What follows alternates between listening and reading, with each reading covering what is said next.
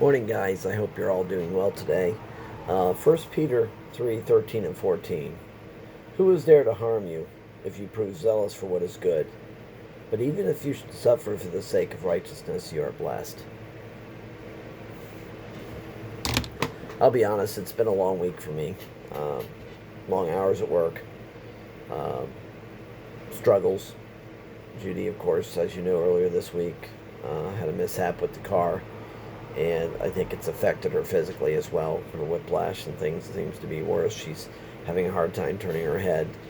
Um, Timing couldn't have been worse for that, but nothing I can do about it.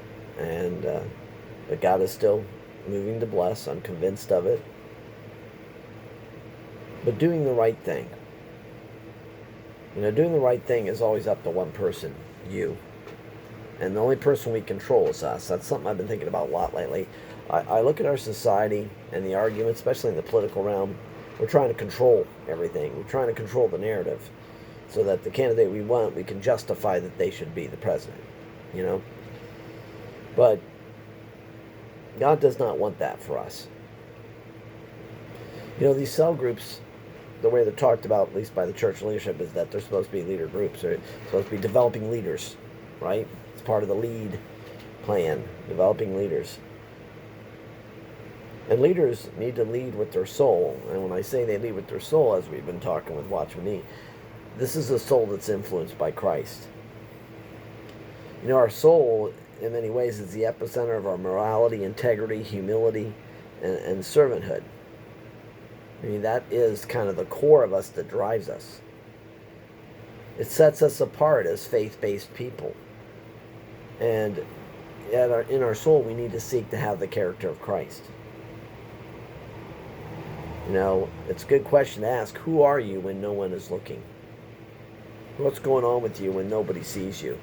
And I'm up here in this room alone working and things. Who am I? We're seeking as men of God. We want our soul to be God's best to be developed in us, regardless whether or not it gets immediate attention. It isn't about others seeing us growing in Christ. It's about us growing in Christ, and it's going to show. To be leaders in character is essential. Boy, more essential than today in this greatly fallen world and society that we're watching. Developing the character of Christ is our ultimate goal. Not becoming a great orator, not becoming this or that, but developing the character of Christ to be like Jesus.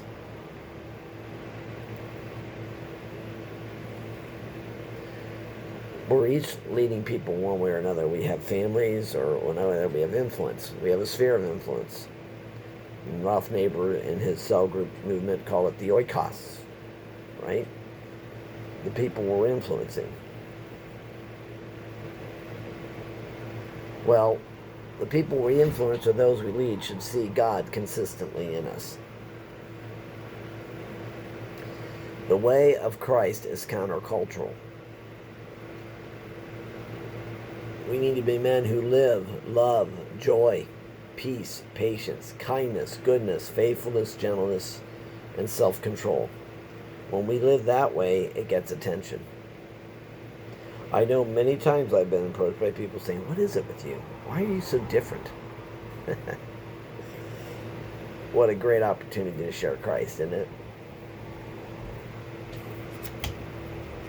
We need to be men who treat people with value and respect. Every person we come in contact with, no matter what their plight, every child in our family, we need to treat them with value and respect. There's a few questions we need to ask ourselves today as we see these verses.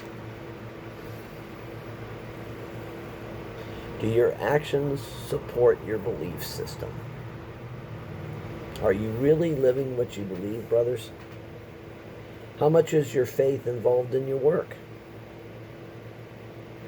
And perhaps, what Christ-like characters do you need to seek to develop? I know one off the top of my head that I think God is teaching me to develop, and that is patience. Through all these different things that have happened to us that honestly have caused me to suffer, And I'm still suffering in some ways. I've caused suffering in my family. I look back and I look that it's part of it is decisions I've made in the past that are just, the consequences are still there. And that's for all of us. I look at the struggles of my children and it's their decisions, the decisions they've made. I'm seeing some struggles in my wife, and it's been decisions she has made. But the Lord can take these messes, He can take these circumstances and do great things. So I'm learning to just kind of quietly sit back and be quiet. I'm too prone to argue when I see certain things on Facebook, so I'm now considering leaving Facebook and getting off of Facebook. I don't want to be part of the argument anymore. I want to be part of the solution. But how do you do that on Facebook? It doesn't matter whatever you do, anything you post is going to make somebody mad. It's an election year, heightened. But even without an election year, since the last election, it hasn't changed. And they want to tag this president with division. The division was started well before this. The previous president before him did something better than this president has done. Previous president before him used the division to his advantage, and he used it well. And he's still using it today. He's still influencing what's going on in this country. Did you know the previous president lives in D.C.? There's a reason for that. Because there's still people in government that are following him, not the current president.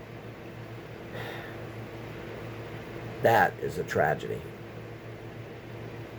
But the fact of the matter is, when it all boils down to it, are we being Christians like Christ?